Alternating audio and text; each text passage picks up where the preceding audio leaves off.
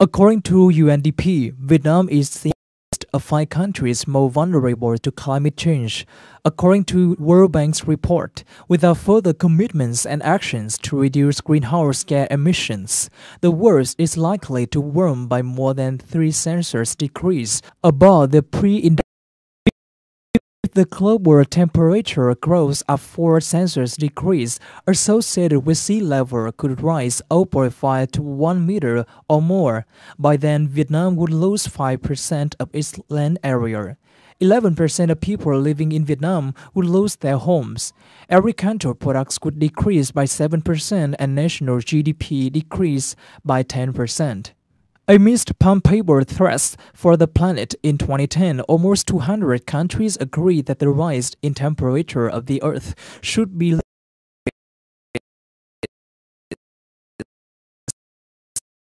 hard to reach, because the use of fossil energy or dirty energy would not be improved in the near future.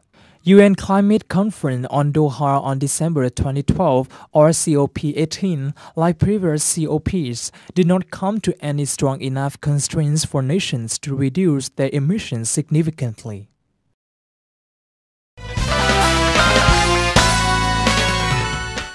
Hello everyone, and you're watching Sharing Vietnam only on NetViet VTC10. I'm Jasmine, hosting the show for tonight. Our guest for today, an advisor on climate change from UNDP, Mr. Koos Neefjes, is going to share with us about his opinions on the climate change-related financings for Vietnam in 2013. So please welcome Mr. Koos.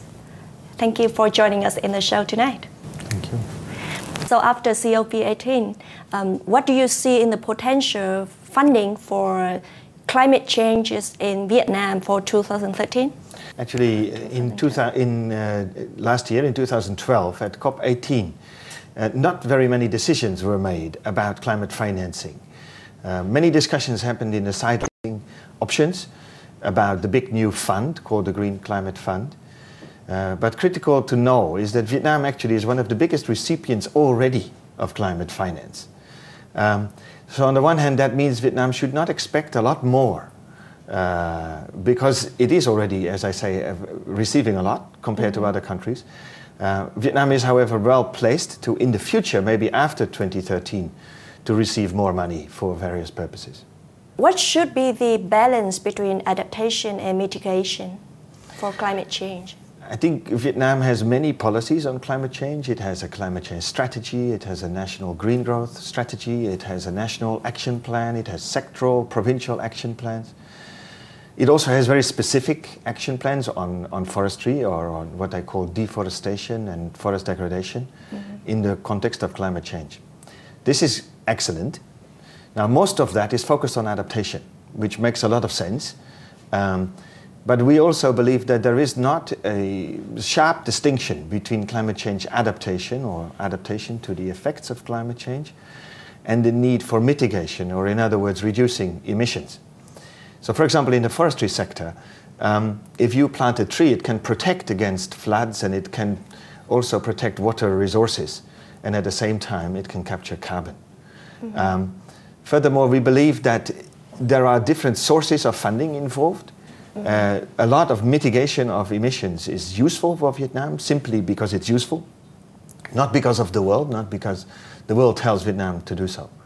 But because it's helpful for the adaptation, exactly. It has adaptation effects as well, right? Maybe, but also simply because mitigation for Vietnam can also mean that it saves money, that air pollution reduces. And so there are other benefits, financial and sometimes environmental or even social.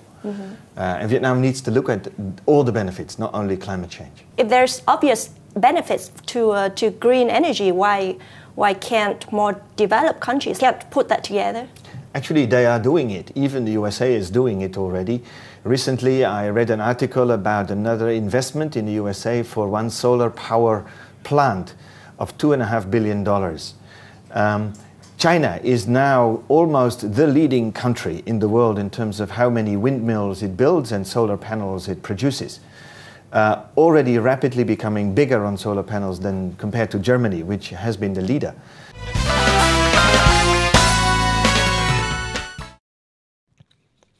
Developed countries are deemed most responsible for high levels of emissions that cause greenhouse effects.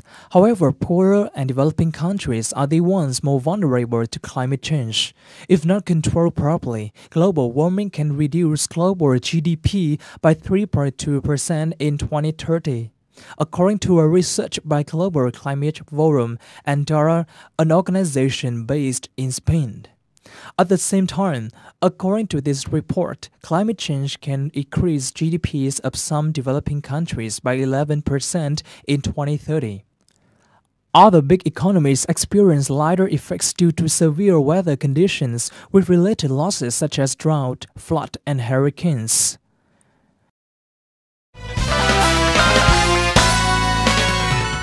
So you say that besides the coal, the fossil energy, the more developed countries are developing their green sector, right? And your point is Vietnam should pay more attention to develop its own green sector, right? That is my point, but it is particularly my point to say that Vietnam has its own self-interest to do so. Mm-hmm. I also want to qualify what I say about developed countries. They are not doing as much as they can do. They can do more. The German government has been a leading government, and maybe the Danish government is a leading government. But there are other governments who can do considerably more for their long-term future, energy production as well as energy efficiency measures. The technology in those countries is now very advanced, as it is in China, Japan, South Korea. And Vietnam must find ways of bringing that technology to this country. So coming back to my question again, if there is certain benefit to green energy, to their own development in the future, what causes the failure of COP18? The problems in COP18 and before, as well as probably later, meaning later this year, are partially about funding. So developed countries, like particularly the European countries, are facing economic stresses. That means that they are reducing their future commitments to money. But as I have already stressed, in the sidelines of the COP, all rich countries, including Japan and the USA, were stressing that they are of the intention to continue to increase climate financing. I think the second reason why there appears to be not very much success in COP18 is not because of the money, but because of the commitments nationally towards reducing emissions in the rich countries. Support has been limited, the political support, because people feel it costs them too much money, because they don't really feel that climate change is real. Now, with certain events, currently, right now, as well as in the past year or 2 years, 3 years, they are hopefully and sadly changing the sentiment of the voters in the developed world. So it was a very heavy storm called Sandy that hit New York late last year. This changed politics in the United States to some extent. But my point is Vietnam cannot depend on the sentiments or the sympathy of other developed countries. They should be the ones who pay the tax for their pollution, right? All of that is agreed. Whether it is a tax or by other means, but yes, transfers need to happen, and they are happening. The big question is how much. So your point is which Vietnam should do it the softer way, in which instead of negotiation on finance, we should switch to technology transfer, which is Vietnam obviously can take advantage of, right? No, I don't think it needs to take a softer approach. I think it needs to do both. Financial transfers, technology transfers, both are needed. And then Vietnam needs to simply realize that it works on its own devices, primarily. Don't look to the rest of the world for solving the problem. So scientific exchanges help this country. So by increasing those, there is not a lot of money transfer or technology transfer, but knowledge transfer. Vietnam will benefit from that. So it is very good for Vietnam to remain soft enough to be friends with everybody. For what Vietnam can do for its own, like what can Vietnam do to attract more investment in the green area? Vietnam should use the ODA, the climate financing from other countries, very smartly, very strategically.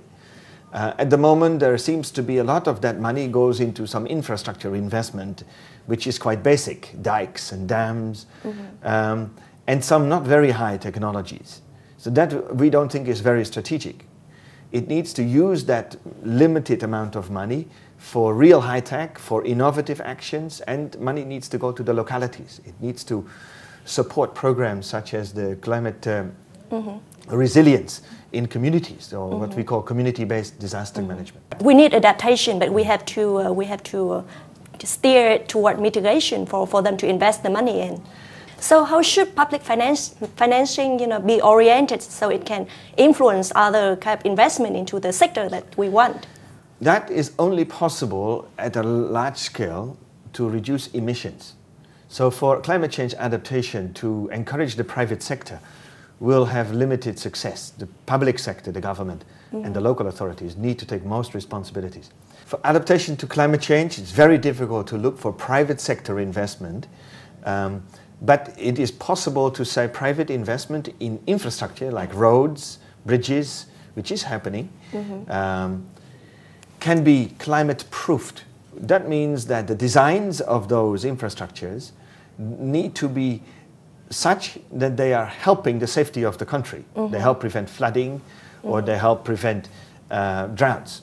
Now, if that happens, this infrastructure becomes a little bit more expensive.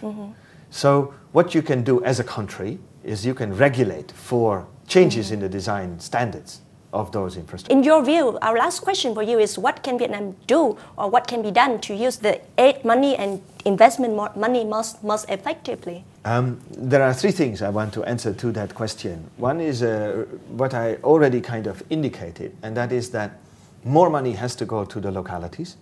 More money has to be used strategically. And what I mean by that is climate ODA. More strategic, more to the localities. To actions around crop variety development, infrastructure investment, and high-tech related technologies, but also community-based disaster risk reduction. The second thing is that science needs to be reinforced and connected to practitioners.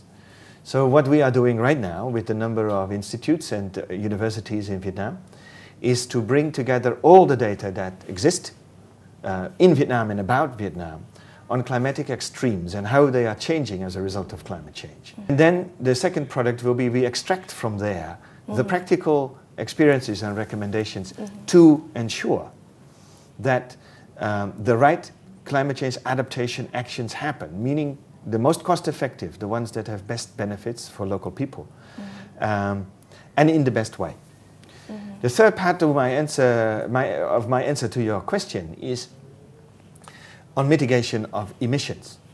The biggest problem of Vietnam for the future is its current plans to ensure that more than half of all its electricity in 2030 would be produced by coal. Coal is the worst fossil fuel, globally speaking. Coal is cheap right now. Coal is partly available in Vietnam right now, but for the future not. For the future, Vietnam needs to import all of that. We think these projections are understandable if you look at today's data, but they are contradicted by predictions of the price of renewable energy, meaning biofuels, but particularly wind and solar energy. So we think that Vietnam needs to adjust those plans. It needs to prime, it needs to become part of renewable energy markets in a much more aggressive way. India is another example of a country that can demonstrate that you can do it very cheaply, almost as cheaply as coal already, right now, under certain conditions. So no need to wait for that. With 5 or 10 years, even today, it can start. Koos, thank you very much for sharing with us your views and your advices. You're most welcome. And that concludes our show for tonight. Thank you very much for watching Sharing Vietnam. If you have any questions or comments, please send us an email at sharingvietnam@gmail.com. I'm Jasmine and see you next time. Xin cảm ơn biên tập viên Thanh Hằng và ông Koos Neefjes về những chia sẻ thú vị vừa rồi. Và tiếp theo chương trình, mời quý vị và các bạn cùng gặp lại biên tập viên Thành Long để đến với câu chuyện hội nhập ngày hôm nay. Cảm ơn biên tập viên Hồng Giang. Thưa quý vị và các bạn, quan hệ giữa hai nước Anh-Việt đã bước lên tầm cao mới khi tuyên bố đối tác chiến lược Việt Nam Vương quốc Anh ra đời. Và trong câu chuyện hội nhập của ngày hôm nay, chúng tôi sẽ đề cập đến triển vọng của mối quan hệ này.